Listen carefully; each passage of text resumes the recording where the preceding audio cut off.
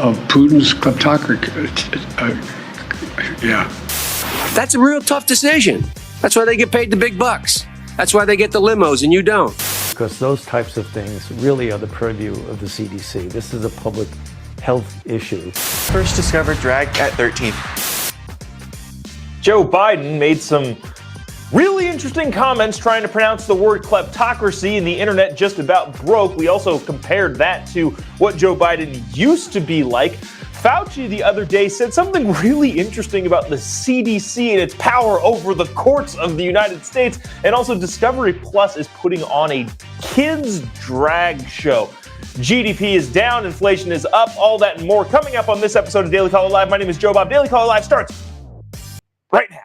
2, 1. Here we go! That might be the only brown guy on earth named Jobob. That is actually their name, Jobob.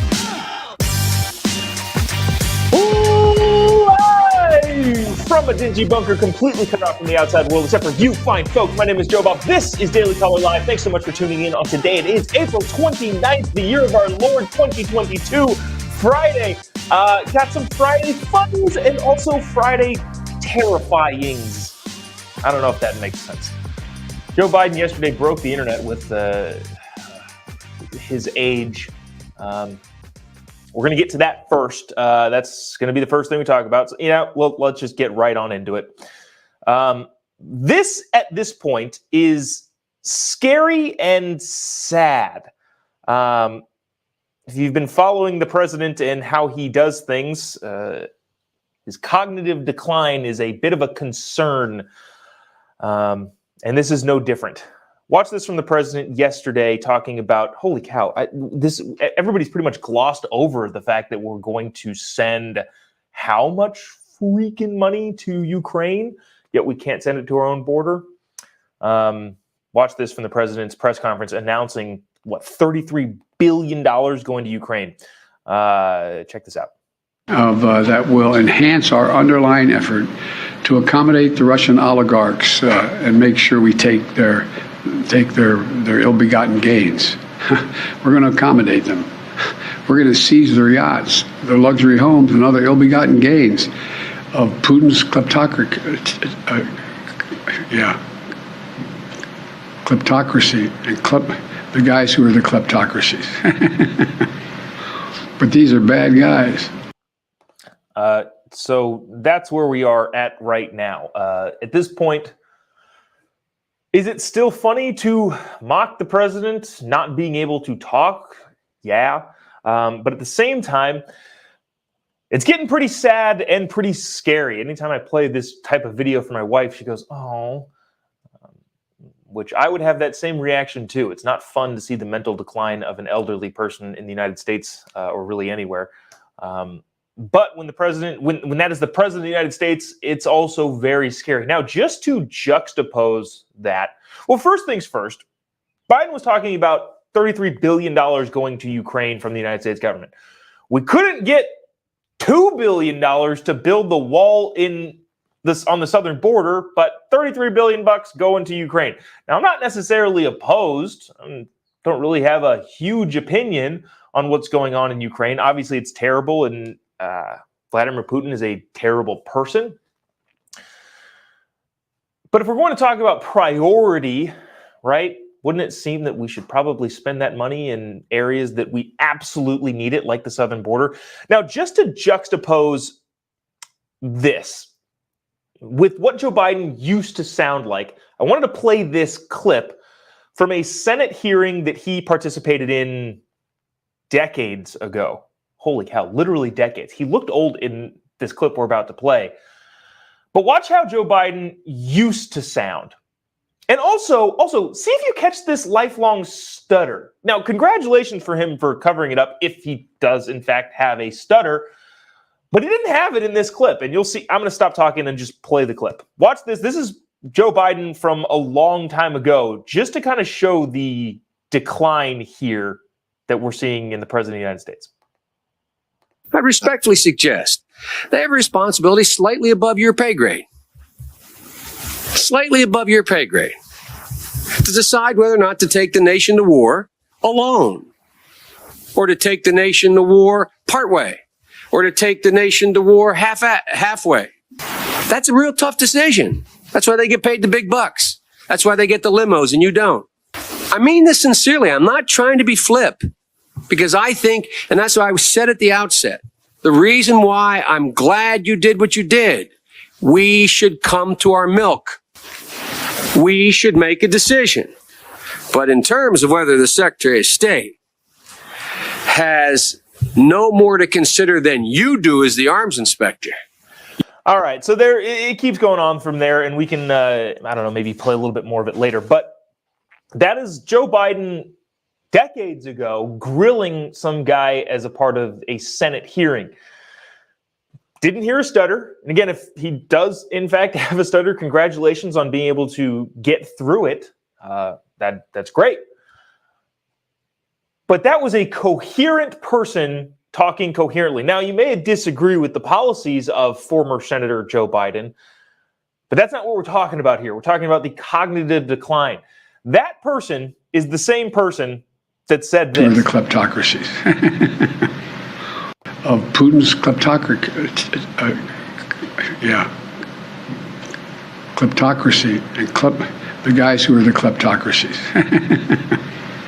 So, as sad as that is, and as crazy as that is, that this person is being helped by the media and nobody's really calling him out on his mental decline, it is very scary that this guy's in charge.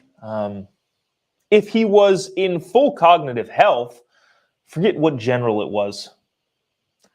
Somebody pretty prominent, name is escaping off my tongue, basically was saying Joe Biden has made every wrong foreign policy decision possible. He's been wrong about every foreign policy decision. He was the only guy in the room, if you remember, to go against going in to get Osama bin Laden. He already has a bad track record, especially with foreign policy, and now with the cognitive decline severely added to his decision-making skills, it does not look great from the vantage point of people looking inward to the United States of America. And again, this is glossing over the fact that we are going to send $33 billion to Ukraine, which is nuts. Speaking about old government people, this is a clip from Fauci last week when the airplane mandates were lifted. It kind of flew under the radar, but I heard it again yesterday and thought, holy cow, how is this not getting more attention? Dr. Fauci obviously has been a proponent of tyrannical rule by the government. And he mentioned this when the airline mask mandate was lifted by the courts. Fauci said this, and I thought it was horrifying, and I can't believe that we completely glossed over it. Watch this from Lord King Fauci. Both surprised and disappointed, because those types of things really are the purview of the CDC. This is a public health issue. And for a court to come in, and if you look at the rationale for that, it really is not particularly firm. And we are concerned about that, about courts getting involved in things that are unequivocally public health decisions. I mean, this is a CDC issue. It should not have been a court issue. So we're hoping that the inevitable increase in cases which we're seeing are not going to be associated with an increase in hospitalizations. So that's Dr. Fauci saying this is a CDC issue, not a court issue. Remember, Dr. Fauci, the United States Constitution allows the government to do what it does. The government doesn't have tyrannical control over everything, and therefore the CDC does not have dictatorial control over everything. Everything it does needs to be justified by what's allowed by the people of the United States to the government of the United States. So when he says, oh, this is a CDC matter, the courts don't need to be involved, you want to extrapolate that just a little bit, Dr. Fauci, see where that goes? If the CDC decides that something is a health matter, does that mean the courts, in your mind, the courts have no say in anything whatsoever? It's completely backwards of how the United States works, Mr. Fauci. So Not to go into this big diatribe of Dr. Fauci. Dr. Fauci also is not going to go to the White House press dinner, the White House Correspondents' Dinner on Saturday, because he said he's making a personal health decision. Dr. Fauci, who is very old, granted, is 4 times boosted. He's gotten all of the shots, as many shots as you're allowed to get. Dr. Fauci has all of them and still is so scared that he's not going to go into the White House Correspondents' Dinner on Saturday night. The question that I think a lot of people are asking is, how is this the person that got put in charge of anything? A person that thinks the CDC can override the court system and is so scared of the Chinese bat fever that even though he is all of the vaccines, will still not go into a room full of people. Despite the fact that there have been, for the last year, there have been conferences with doctors around the country and around the world. People aren't wearing masks. But that is what it is. I want to get to this. So, okay. A little bit of carrot and stick here. This is actually a very important story that I feel like is going to actually affect everyday lives. But after this, we'll show you the trailer from the Discovery Plus Drag Kids show. So stick around for the Drag Kids show while we muddle through this very important but not sexy topic of GDP deflation. If you heard the news yesterday, GDP, the United States gross domestic product, fell 1.4% in the first quarter of this year. What that means, in effect, and again, if you're an economist, don't send me your angry emails. I understand that this is a very baseline explanation of what GDP is. But the economy as a whole, how many people are working, how many products are being produced, how many services are being provided, how many people are at work in the economy workforce, and what the economy is doing as a whole, that shrunk. There's less economic activity. There's less economic output from the United States in this quarter. It shrunk. GDP should almost always be growing. If it shrinks 2 quarters in a row, that's effectively what you call a recession. Last time we had a recession, 2008? And we all remember how that turned out. But GDP has effectively shrunk, meaning that the economy is slowing down. Here's the problem when the economy slows down. Usually, there are some trigger points that the Federal Reserve can do to spark economic growth. What that usually is lowering interest rates and encouraging businesses to spend money and people to spend money and get their money out into a moving economy and therefore grow the economy again. The problem is when inflation is also super high, you can't lower the interest rates even more because then you have problems with the monetary system. Effectively, what we have now, or what we will potentially have if the GDP continues to shrink and inflation continues to grow. Also, inflation numbers were out yesterday, rose 6.6% over 12 months ending in March. So there's that. Also, watch out for this. Watch out for this because I guarantee you're going to see this. Jen Psaki is going to get on the White House press briefing room stump and say, well, inflation is going down. What she means when she says that very, very obvious lie is that, well, it wasn't as big as it has been. 6.6% is still massive year over year. But it was, 8.5% the month prior?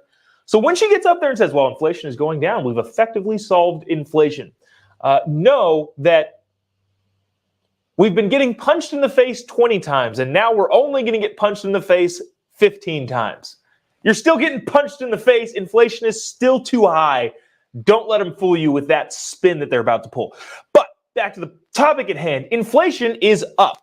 GDP is down. Generally, the things that the Fed does is tries to spark economic growth by lowering interest rates and therefore getting money more out into the system. But they can't lower interest rates because inflation is so freaking high.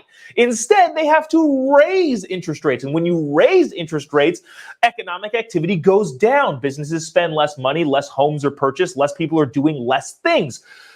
So in order to combat this, we have no levers. In order to combat the shrinking GDP, we have no cards left to play. Instead, we're going to have to raise interest rates to stop inflation with a shrinking GDP. That's what's called stagflation, and it's probably scarier than inflation or deflation. When there's less money and less jobs in the market, and your dollar is worth less. Again, I know this is not a sexy topic to be talking about, not fun to belabor over for however many minutes that we belabor over it, but this is actually important. I was telling my wife, I was on Newsmax earlier this morning, and I was telling her we're talking about GDP. She said, gross domestic product. She's like, I paid attention in high school economics. I'm like, yes, you did. She's like, and I said, GDP is shrinking. She said, oh, is that, she was joking, by the way, but she said, is that the products shrinking? Is that why I'm getting less cereal in my cereal boxes, less crackers in my cracker boxes, less chips in my bags of chips? I said, no, but that's shrinkflation, and it's a byproduct of high inflation and maybe even a shrinking economy. Companies are cutting back. It's about what the American people see is the bottom line here. The Biden administration is going into a midterm season. The Democrats are going into a midterm season with people seeing the tangible reality of what the policies the Biden administration have brought them. Prices are up. There's less economic activity, and your dollar goes less far. Going to be an interesting midterm, to say the least. It's a Friday, so this is not fun at all. This is more scary. But I don't know. This just like GDP, this matters a lot, but also doesn't really matter at all in the same time. Culturally speaking, I think this is a huge, huge component in the touchstone of American culture and where we are headed, which seems to be down the toilet. But at the same time, not as many people are going to see this sort of thing, so is what it is. If you haven't already, click the little like button, click the little share button. Would really appreciate you doing so. Helps us reach more people, helps us stay on the airwaves doing what we're doing. I want to play this clip for you that I saw today from Discovery Plus. They are doing a reality TV show of kids who do drag shows. Now, I tend to be more of a libertarian when it comes to let people do whatever they want. If an adult person wants to do whatever, I tend to be on the side of fine. I don't know what the government is going to do about that. Aside from hurting other people, I don't really care. But when it comes to kids, different story. Discovery Plus is putting out a kids drag show, and this is the trailer, and it is horrifying. I'm not sure that we're going to get through this entire thing, to be honest with you, just because of how disturbing it is. But we're going to play it for you and talk about it on the other side. Watch this. Welcome to the Pink Palace, my lovely friends. I first discovered drag at 13. I didn't know what it was, but I knew I wanted it. I put on the wig and the makeup, and I'm someone completely different. I'm so pretty! My drag name is Vanessa Shimmer, and she is just a force you cannot reckon with. How do I parent a child that wants to do drag? I never expected drag to be a part of our lives. Oh my God, these are so cute. These are problems I never thought I had to prepare for.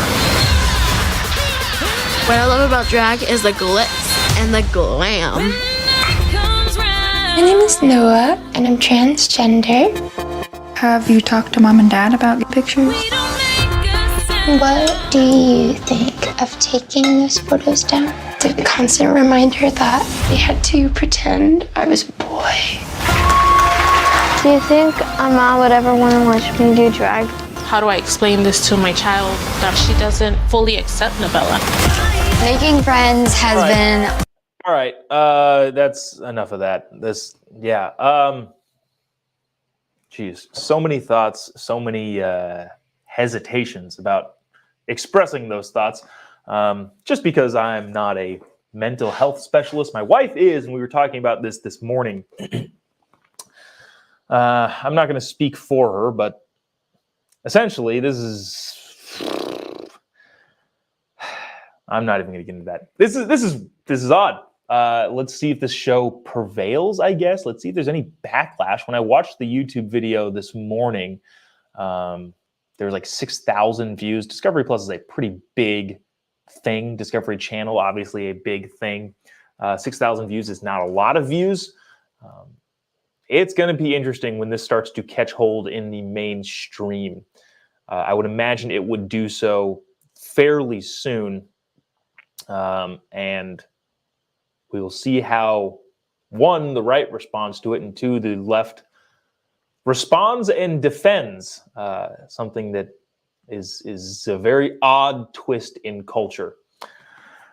Holy cow! I thought I was going to laugh more during that, but I think I don't know. I'm probably in the same position you are, of all just like, holy cow! What in the world do we do? And so, on that cheery note, we'll send you off into the weekend. Have a great weekend. Thanks so much for tuning in. All of you that watch the entire show every day, I really appreciate it. I know there's some of you out there that do that. If you haven't already, give me a follow on any of your social media platforms. JOBOB, type in JOBOB. Pretty much anywhere, Twitter, Getter, Facebook, Truth, Instagram, YouTube, LinkedIn, all of the places. You can find me and we can connect there. People send me a lot of stories that I end up bringing on here, so that's the best place you can do that if you follow me on any of your social media platforms. If you're in the Southern California area, I am speaking at Calvary Chapel, Chino Hills tomorrow, talking about colleges. Holy cow, colleges are insane now. Just like Discovery Plus's TV shows are insane now. But I'll be there tomorrow speaking at the Comeback California event. If you're in Southern California, make sure you check it out. And that'll do it for us today, this week. Appreciate you listening, tuning in. We'll see you on Monday. God bless America.